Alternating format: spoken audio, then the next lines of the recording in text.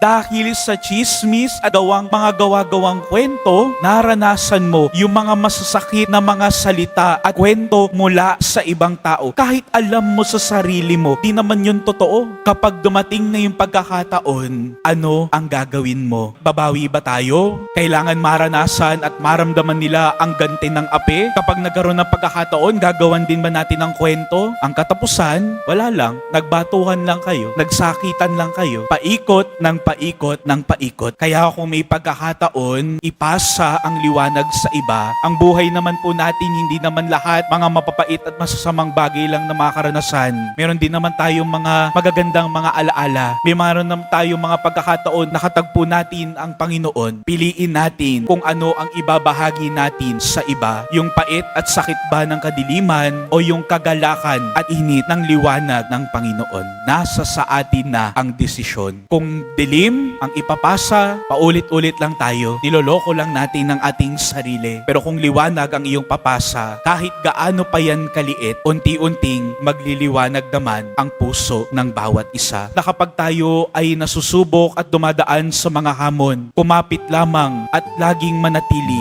sa liwanag ng mahal na pong Jesus Nazareno na siyang laging naggagabay sa atin sa bawat desisyon, sa bawat hakbang sa ating buhay. Amen.